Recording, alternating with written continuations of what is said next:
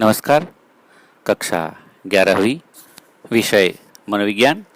दोस्तों, 5वें चैप्टर बोधात्मक प्रक्रिया का यह अंतिम वीडियो है, जिसमें हम बात करेंगे सृजनात्मकता के सोपानों की एवं सृजनात्मकता बढ़ाने के उपायों की। पहले बात करते हैं सृजनात्मकता के सोपानों की।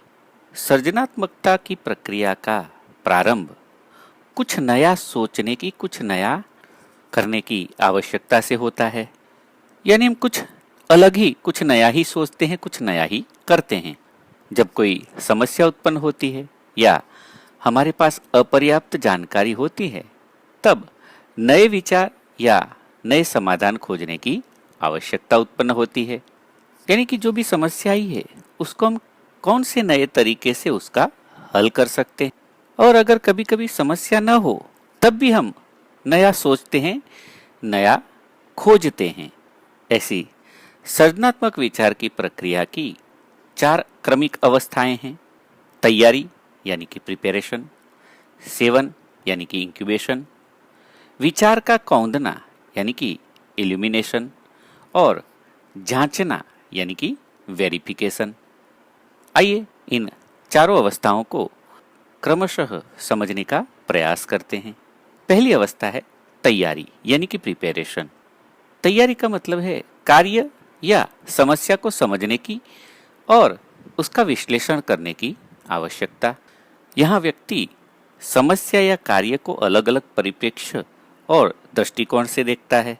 यानी कि समस्या को समझना और उसका विश्लेषण करना और समस्या को अलग अलग दृष्टिकोण से देखना। मान लीजिए अध्ययन में समस्या हो रही है, तो उसके बारे में हम सोचेंगे कि कहाँ समस्या है, कैसी समस्या है। अध्ययन करते हैं किंतु याद नहीं रहता, क्या होता है, उसका हम विश्लेषण करते हैं और तय करते हैं कि समस्या क्या है। फिर उसका उपाय सोचते हैं कि ऐसा क्यों हो रहा है और कैसे इसको दूर कर सकते हैं। यानी कि सबसे पहली अवस्था है तैयारी। सृजनात्मकता के लिए आवश्यक है तैयारी। दूसरा है सेवन। सेवन का मतलब यह है कि उपाय के लिए सोचना हम छोड़ दे, बंद कर दे। व्यक्ति के मन में तरह तरह के वैकल्पिक विचार या योजनाएं उत्पन्न होती है। व्यक्ति समस्या या कार्य को विशिष्ट परिप्रेक्ष्य में देखने का प्रयत्न करता है। ये सब तैयारी में चलता है। किंतु जब समस्या का हल नहीं मिलता, तो व्यक्ति थोड़े समय के लिए रुक जाता है या कहे कि वैचारिक ढंग से सोचने का वह बंद कर देता है। यानी कि वैचारिक ढंग से रुक जाने की अनुभूति करता है। इस अवस्था को सेवन की अवस्था कहते हैं। यानी कि इसमें कुछ समय के लिए समस्या या कार्य को छोड़ देना होता है। इसी को सेवन कहते हैं।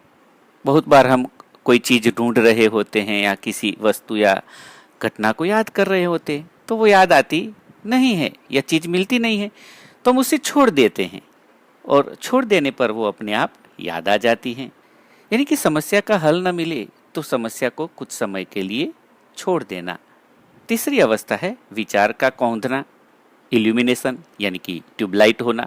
सेवन की अवस्था में यानी कि जब हम विचार करना छोड़ देते हैं, किसी समस्या का हल खोजना बंद कर देते हैं, तब हम पाते हैं कि एकाएक हमारे मन में कोई विचार कौंधता है, कोई आइडिया मिल जाता है और हमें संतोष का अनुभव होता है।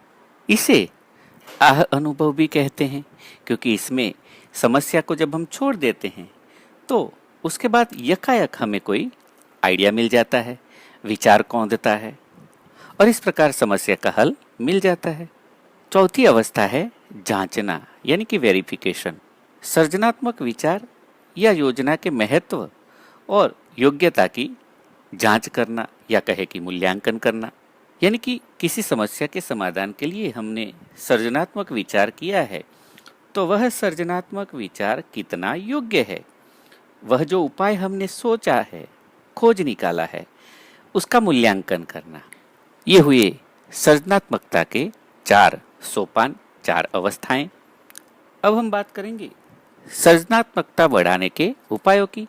यानी कि हम अपनी सर्जकता कैसे बढ़ा सकते हैं। सृजनात्मकता बढ़ाने के लिए हमें अपने आसपास के दृश्य, आवाजें, रचनाएं और भावनाओं के प्रति अधिक जागृत रहना पड़ेगा और संवेदनशील होना पड़ेगा। हम जागृत और संवेदनशील होते हैं तो हमारी सर्जकता में बढ़ोतरी होती है। समस्या खत्म हो गई या छूट गई जानकारी, कमियां, अपूर्णताएं आदि पर हमें ध्यान देना पड़ेगा।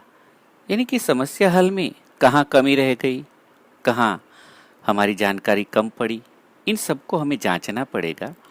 इसके अलावा विविध प्रकार की जानकारी इकट्ठा करने की हमें आदत विकसित करनी पड़ेगी। यही नहीं, प्रश्न पूछने की और मनन करने की कला भी विकसित करनी पड़े। ये हम करेंगे तो हमारी सर्जकता में बढ़ोतरी हो सकती है। किसी कार्य या परिस्थिति के विभिन्न पहलुओं को विस्तार पूर्वक खोजने का प्रयत्न करना चाहिए। जितने हो सके उतने ज़्यादा हल और योजनाएं हमें तैयार करनी चाहिए। किसी एक ही समस्या के लिए हम जब बहुत सारे हल ढूंढ निकालते हैं, उतनी ही ज़्यादा हमारी सर्जकता बढ़ती है, क्योंकि उतने ज़्यादा हम सर्जनात्मक विचार करते हैं।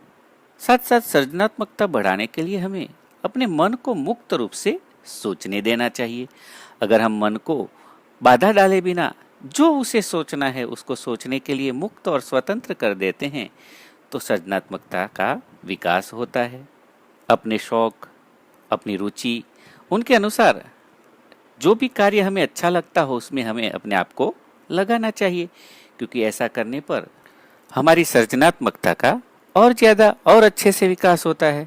साथ साथ हमें कल्पनाएं और मौलिक विचार करते रहना चाहिए, जैसे कि नया नया लिखना, नई नई कविताओं का सर्जन करना।